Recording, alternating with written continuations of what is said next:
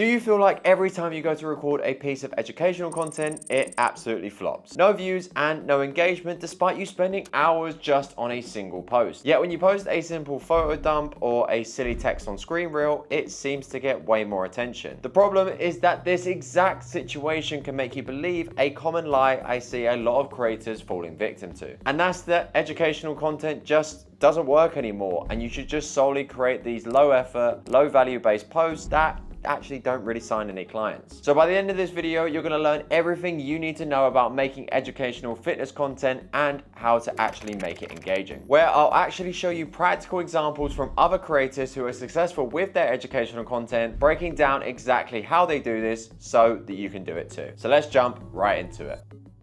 Now, the common advice I see online, especially when it comes to a platform like Instagram, is that because nobody goes on Instagram to be educated, you should just stop posting educational content altogether. And instead, just hop on random trends, copy what other creators are making, whilst you're just sat there praying to the algorithm gods that your next video is magically gonna blow up your business. But chances are, if you're watching this video, you don't really wanna be an influencer. You are an online coach who wants to post content that helps build their business, which means attracting clients through your organic content. And despite your potential clients thinking they know what they need to do to get in shape or maybe improve their half marathon time, obviously depending on what you actually specialize in helping people with, they don't. Because if they did know exactly what to do, they would already have the results and wouldn't be interested in your content and in your services. Now, the problem you face is that although you have the knowledge to help your viewers, you do not know how to present this information in an engaging way for people to actually continue watching your videos. Which brings me on to the first point, and that is just because a video has a boring topic, this doesn't mean it needs to be a boring video. So let's have a look at this first example from a creator called Connor and dissect why it got over 2.5 million views, 135,000 likes, despite being possibly one of the most boring topics you could talk about when it comes to training in the gym. If I place the heaviest bumper plate that I can find on a full can of Monster Energy, it will not crush. It'll actually hold up pretty well. But if I empty the exact same can and try to place the weight on again, it will crush before I even put the full weight of the plate on it. A similar thing happens if we don't breathe correctly when doing squats and deadlifts. We'll not exactly crush, but we'll have a form breakdown and a much higher chance of failing our lift or even injury. We want to almost imagine that our stomach or our core is like the can of Monster. We want to avoid our can being empty, as it's a lot weaker, by taking in too shallow of a breath, or even worse, breathing out before we complete a rep. And instead we want to be more like the full can, and we do this by taking in a big deep breath, fill up the can and expand your ribcage outwards. Imagine you're standing in chest height water and you're going to hold your breath as you go underwater until you complete your rep, coming back up for air again, resetting every time. So if you want to avoid injury and failing your lifts, you want to become a full can, not an empty one. Now, in case it wasn't clear, this video is talking about how to brace properly during your compound lifts. As I mentioned, it is quite frankly something on the surface nobody gives a flying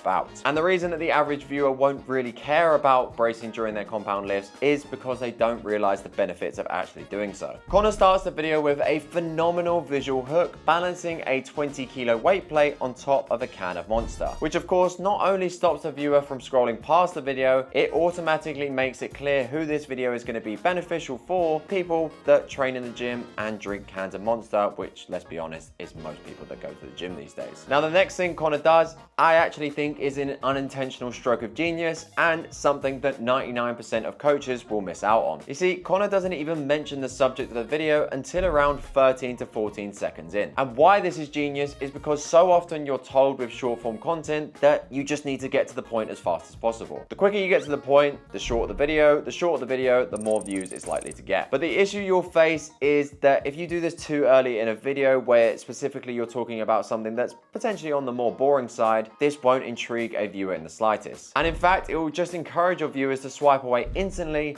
and mean that whatever you say in the rest of the video doesn't even matter and is completely redundant, as people will already be watching another video. That's how important this concept is to understand. Because once Connor has gained the initial intrigue, he can then break down more of the scientific explanation as to how bracing properly will help your performance in the gym. Now, another thing he does really well is using a wide variety of B-roll within his video to help visually explain this concept. And again, this is absolutely vital as your brain processes processes what it sees a lot quicker than what it hears. So when you have visuals that reinforce your words, people will understand you quicker and actually remember the concepts that you've taught them. Which is why having an easily accessible B-roll library is absolutely essential as an online coach. And I actually created a free training video where I show you exactly how you can film over 50 pieces of B-roll in just 24 hours. I go over what equipment you need, what shots you need to capture, how to organize these into specific folders, and a lot more. So if you want to download this free training, make sure to click the top link in the description and I'll send it straight over to you. Now, reaction videos are a very controversial style of content that is very popular at the moment. And although I generally think that a lot of coaches should avoid this style of content, there is one creator who leverages this incredibly well to explain common issues his viewers might face. So let's dissect this video from Steve Kraft, which got over 250,000 views and over 4,000 likes, simply explaining how to progress your bicep curls. I know, it's really that simple of a subject and yet can still work better than it has any right to.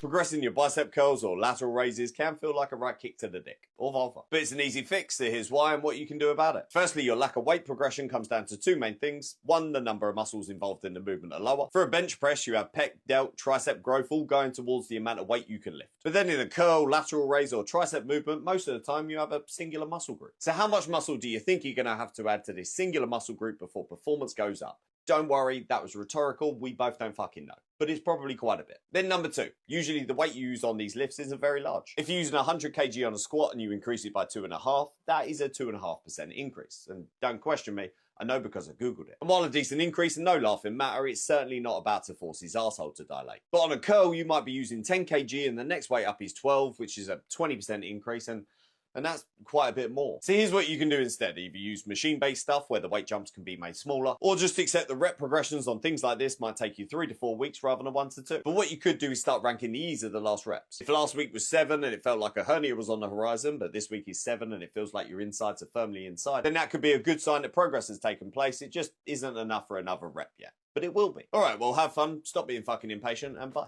Now the first thing to note is that Steve isn't just reacting to any random clip he found online. Whenever he reacts to these videos, he will carefully react to videos that have already performed well or have generated a lot of conversations. Now unfortunately, I couldn't find the original video that Steve uses in this specific video, but this can be backed up by him repeating this format multiple times in previous videos. And it just makes logical sense, right? Why not react to a video that has already performed well, so you know that you have the evidence that is something that a lot of people are agreeing with, or at least have an opinion on. This hook again intrigues the audience and builds the foundation for him to then be a bit more educational for the rest of the video, which he does by sprinkling in his own humor, using diagrams and images to visually explain his points, whilst of course using some B-roll of his own to also prove he's actively practicing what he's teaching you in the video. Again, make sure to click that top link in the description so you too can build your own B-roll library. Now I hope that with these examples, it demonstrates how educational content can still work, but I don't want you to misunderstand what I'm saying. Because unless you plan on being another Jeff Nippard or a Tony Coffey of the fitness world, and you're willing to actually spend hours and hours on your videos with all of the prep and research required, that actually makes their videos in the top 0.01% of the videos in the fitness industry, then you need to ensure that you're posting other styles of content around these educational pieces. Because by you creating carousel posts where you potentially talk about your own journey, or you do create some short form blogs where you show more of the behind the scenes of how you actually live your life, this is going to help your followers and regular viewers actually understand your personality on a much deeper level. And by them knowing you on a deeper level, you then start to naturally spark conversations which will eventually lead to your ultimate goal with creating content, and that is getting viewers to sign up as clients. So yes, educational content can 100% still work and is a phenomenal way to demonstrate your expertise as a coach. You just need to see it as a piece of the bigger puzzle that ultimately builds your brand and your online presence. But if you're sat there not quite sure what other content you need to be posting around this educational content, well,